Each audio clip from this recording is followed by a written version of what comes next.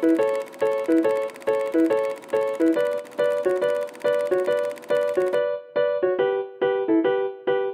everybody, welcome back to Movies on the Move. We just saw Vice. It's been a hot second. Again. So Rebecca, what did you think? Overall, I have to say, it was a pretty impressive piece of cinema. You have some really great performances, you have some really great editing and writing. It's not the kind of story that I was expecting to see this season. I wasn't expecting to see a movie about Dick Cheney. Part of the problem I'm feeling is that I feel like it wasn't marketed. Maybe I feel like it was marketed not as the movie that it was. It's a little bit of a tough sell, though. Yeah, I mean, that's fair, but I don't like it when I'm, like, kind of fooled. Like, if you see the trailer, it kind of plays itself off as, like, almost a straight comedy. It's what I feel like. And it's really not that at all. There are some moments where it's comedy, and this is directed and I think written by Adam McKay, who directs and writes a lot of the Will Ferrell movies, and he also wrote and directed The Big Short, which was a movie that we were utterly, completely confused by. And he does this, I mean, he's starting to do, I guess, this thing where, like, he tells a story from history in a kind of clever and funny way, and he mixes, like, found footage, I guess that's what you're talking about, with the editing, like random found footage type clips to go along with the acting. The editing was impressive, but to me, part of it sometimes felt a little bit disjointed. I kind of like more of like a linear storyline for my liking. That's not to say it was bad, it was a good movie. But yeah, I was just disappointed that the trailer that I saw wasn't the movie that I saw. It's really funny that you say that, because as I was watching it, I was finding myself laughing at things that I don't really think they were meant to be like straightforward funny, but I still found them funny because I thought it played satire really well. But then I didn't notice really many others laughing in the theater.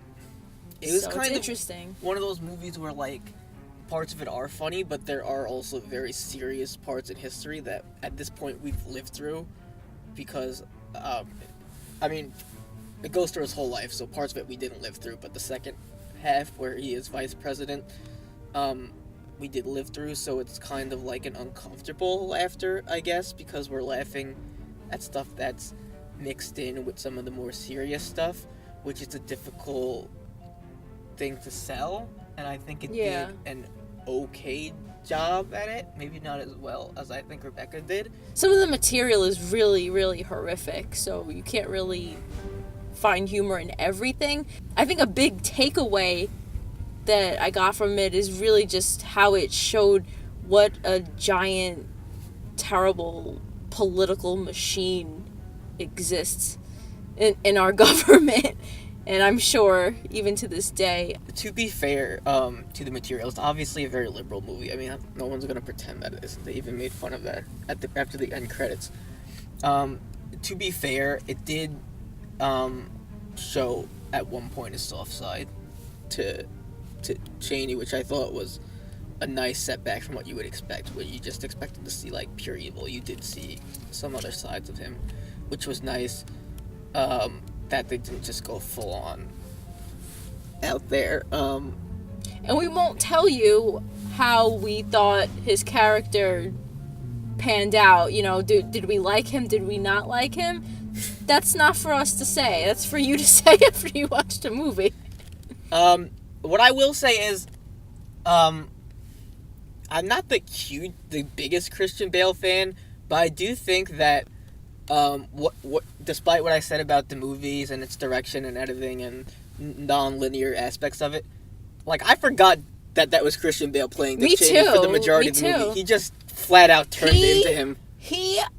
I'm not the hugest fan of him either, but he commits himself. When Christian Bale is on that screen, he leaves Christian Bale at home. He does not bring Christian Bale to the set with him. He's a completely different person. Yeah, I mean, he completely transformed into Dick Cheney. He was unrecognizable with what he did to his body and whatever the makeup team and whatever did to his face. It's completely unrecognizable. The intonations of his voice, not a hiccup in any scene that I noticed. Just a really stellar performance. And unless someone really blows it away that I haven't seen yet, I think he's my choice for Best Actor this year that I've seen so far. Can we also give some kudos to the supporting actress of the movie? I thought Amy Adams was great. And Rebecca is, I mean, I don't know. You go back and forth. Sometimes you're not the biggest Amy Adams fan. Sometimes you like her. I can officially say Amy Adams has won my approval, my support. She's good. Yeah, she's very... And she was also completely transformed. I kept forgetting that. Well, maybe I didn't forget that was Amy Adams. I think because she's got that very specific nose. I think the difference is that all the supporting actors and actresses were good. I think the difference is that Christian Bale just completely transformed. Like, his look was completely transformed because he's so, like, doesn't look like Dick Cheney. I guess these other actors kind of look like the people they were portraying. Mm-hmm. Like, Steve Carell was great, but he still looked like Steve Carell, and he still had his Steve Carell, like, laughs and moments that you're like, okay, that's Steve and Carell from The Office. Sam Rockwell, you could see Sam Rockwell in Bush. Almost Sam Rockwell was hilarious. He was good. No, he was really good. And I did like that take on Bush, even if it might be a little one-sided, playing to, like, his stupid nature, I'm sure. Some people won't appreciate the way he was portrayed, but I thought it was quite funny. So I think the performances were top-notch. Definitely my favorite parts of the movies were the performances, because I think everyone committed fully to it. And I think Christian Bale just completely nailed it, and he might have earned himself an Oscar for it. I just think this is one of those movies that is going to be like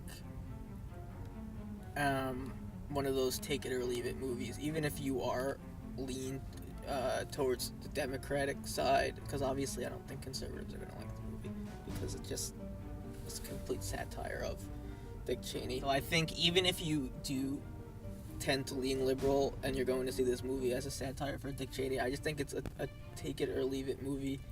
I just am not the biggest fan of that non-linear, take me out of the moment, take me back into it type of thing, which I got here, which I guess is what they were going for. It was the same kind of thing with The Big Short, and I think, if I remember, The Big Short was a much more trickier thing, because it's also, like, playing with such financial things that no one knew about. This was kind of more just a political movie they were doing it with, so it worked a little bit better. Yeah. I give Vice 4 stars out of 5, just because I think it really was a masterful piece of cinema. But was it the kind of movie that I really love? No. I give it a 3.5 out of 5. I still enjoyed it. I didn't enjoy it as much as I thought I would, because, like I said, the trailer was different than the movie, so I think it's important to know that going in, because some people might be expecting something else. But I did enjoy it, and I think, like I said, I think it has some definite Oscar nominations coming up. Is it Best Picture worthy? Maybe you'll have to wait until our predictions and top 5 movies of the year coming up in a little bit. So what did you think of Vice? Let us know down in the comments, and please subscribe and stay tuned for more buzz and more Oscar content coming up very soon. And we will see you next time.